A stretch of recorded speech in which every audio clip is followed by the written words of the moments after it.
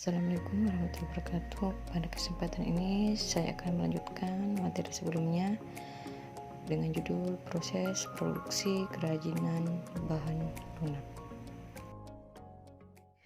Beragam benda kerajinan dari bahan lunak alam dan buatan dapat diciptakan dan dibuat berdasarkan bentuk dan bahan yang digunakan.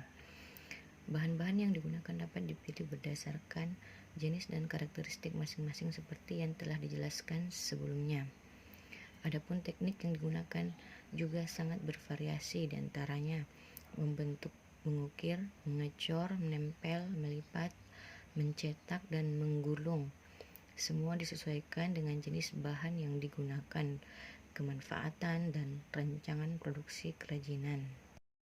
Selanjutnya, sebelum kita membuat produk kerajinan, maka perlu terlebih dahulu memperhatikan syarat-syarat perancangan. Yang pertama yaitu kegunaan atau utility. Benda kerajinan harus mengutamakan nilai praktis, yaitu dapat digunakan sesuai dengan fungsi dan kebutuhan. Contohnya, mangkok itu digunakan sebagai wadah sayuran atau yang makanan yang mempunyai kuah seperti bakso, mie kuah, dan lain-lain. Yang kedua yaitu kenyamanan atau comfortable. Benda kerajinan harus menyenangkan dan memberi kenyamanan bagi pemakainya. Contohnya gelas atau cangkir mempunyai pegangan agar tangan kita tidak panas apabila memegang gelas yang berisikan air panas. Yang ketiga yaitu keluasan atau flexibility. Benda kerajinan harus memiliki keserasian antara bentuk dan wujud benda dengan nilai gunanya, seperti sepatu. Sepatu dibuat sesuai anatomi kaki bagaimana bentuknya, maka sepatu dibuat sedemikian rupa sehingga kita luas untuk menggunakan sepatu tersebut.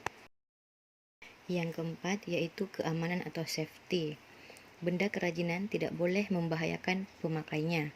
Contoh, piring dari serat kelapa harus mempertimbangkan komposisi zat pelapis atau pewarna yang dipakai agar tidak berbahaya jika digunakan sebagai wadah makanan. Kemudian yang kelima yaitu keindahan atau estetik. Benda yang indah mempunyai daya tarik lebih dibanding benda biasa-biasa saja. Keindahan sebuah benda dapat dilihat dari beberapa hal, diantaranya dari bentuk, hiasan atau ornamen, dan bahan bakunya.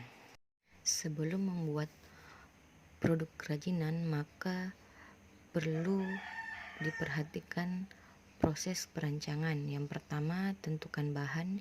Yang kedua, cari ide dari berbagai sumber. Yang ketiga, buat sketsa karya. Yang keempat, tentukan sketsa terbaik. Yang kelima, kumpulkan alat dan bahan. Yang keenam, pembuatan produk. Yang ketujuh, evaluasi atau uji coba produk. Dan yang kedelapan, revisi produk. Sekian dan terima kasih. Semoga bermanfaat.